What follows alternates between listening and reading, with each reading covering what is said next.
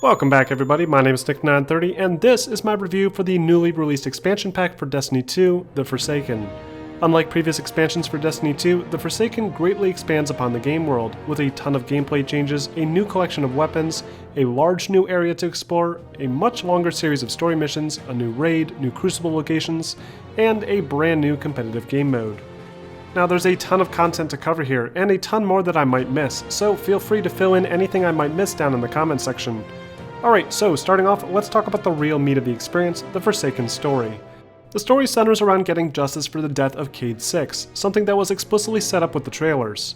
It's a shame to see such a lively and entertaining character go, especially considering he's one of the few characters in the franchise with any personality, but it makes sense why Cayde was chosen for this role. Nobody would really care if any other character had been murdered, and Bungie clearly knows this and uses it as an incentive not only to pick up the DLC to find out what happened, but also drive the narrative, giving players actual motivation to continue with the experience and hunt down the murderers responsible. After the initial campaign mission sets up the plot, you're sent to a brand new location called the Tangled Shore. Destiny fans will recognize this as part of the Reef, and there's quite a few callbacks to the original Destiny throughout. You'll be faced against a new race of hostiles. These new enemies, the Scorn, are a sort of new breed of Fallen, with unique weapons and attacks. These are some of the most unique enemies I've seen added to the Destiny franchise in a while, and it's a much needed addition that really helps the Forsaken stand out. To track down Cayde 6's killers, you'll need to team up with Petrovenge, and earn the trust of a gangster Fallen leader named the Spider. There's some interesting new depth to the franchise's lore in this expansion, which I'm sure fans of the series will appreciate. But at the end of the day, this is still Destiny, and the story mostly takes a backseat to the gameplay experience. And unfortunately, after the initial campaign missions, the gameplay experience takes a nosedive, as the game forces you to complete a bunch of mundane tasks for the Spider to earn his trust. This requires the player to run around the new Reef area, completing open world activities like patrols, public events, and finding chests to acquire broken ghost pieces, which can be traded with the Spider for special bounty cards. You need to complete at least 5 bounties to continue the main storyline, and these bounties require you to head back to old areas like the EDZ and run around replaying lost sectors.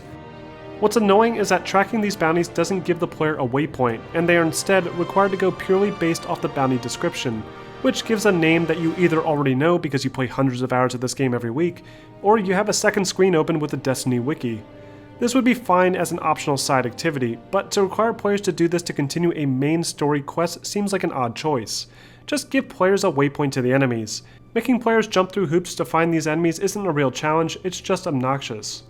After this annoying roadblock in the game's story, it starts to get more interesting, as you're given another main quest to complete with some interesting new enemy types to contend with, while fighting alongside Fallen forces.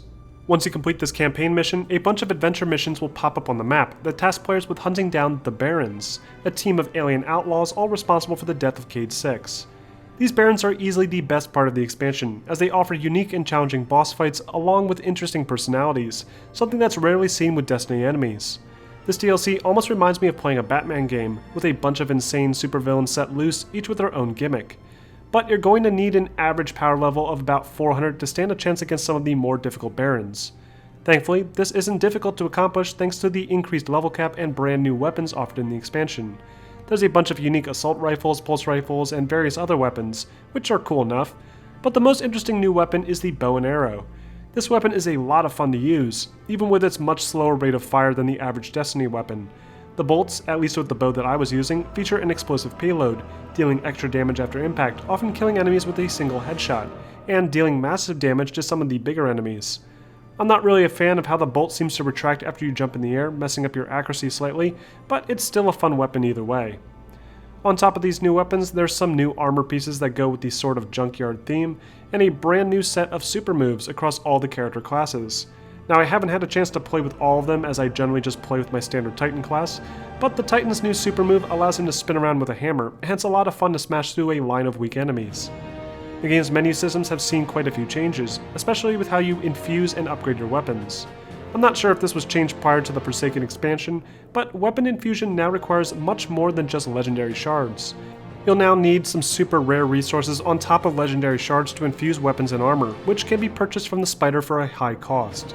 This seems to encourage players to trade out their favorite armor for newer pieces, but it seems like a bit much, and I found it to be significantly more difficult to upgrade my pre-existing weapons that I used to enjoy using. Unfortunately, there doesn't seem to be any new Crucible maps yet, but Bungie has assured players through Twitter that new competitive maps are on the way for this expansion. But thankfully, there is a new competitive mode called Gambit, which is probably the most unique mode added to the game in a while. Gambit pits 2 teams of 4 in a sort of PvE competition, with teams needing to be the first to defeat their primeval boss. Defeating enemies results in them dropping motes, which can be banked and used to send more difficult hostiles to the competing team. This results in a sort of tug of war, as players race to complete objectives while having to contend with whatever enemies are sent their way. Players can also invade the other team's arena, allowing them to directly engage other players.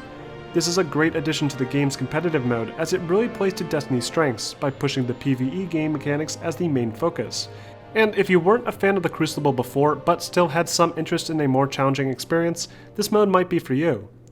Overall, Destiny 2's latest expansion adds a great deal of content to the Destiny experience. With a new location to explore, new race of enemies to fight, interesting boss encounters, new weapons, engaging story, and a ton of tweaks to the overall gameplay experience, Destiny 2 The Forsaken is finally a reason to go back to Destiny. The price is a bit hard to swallow though, with the expansion alone costing $40 US, and the Season Pass costing $80. That may be a bit much, even for the amount of content they're offering. The reasoning Bungie's using here is that this offers more content than the last 2 expansions, but the problem with this reasoning is that the last 2 expansions simply weren't worth the $20. They were too easy, too short, and did little to change the game. So while I may not agree with the price, the expansion itself is very well made, and I'm looking forward to exploring it further. I hope you guys enjoyed this review, and if you have any more information about the DLC, please feel free to share it in the comments section. Also, don't forget to like and subscribe for more content like this posted every week.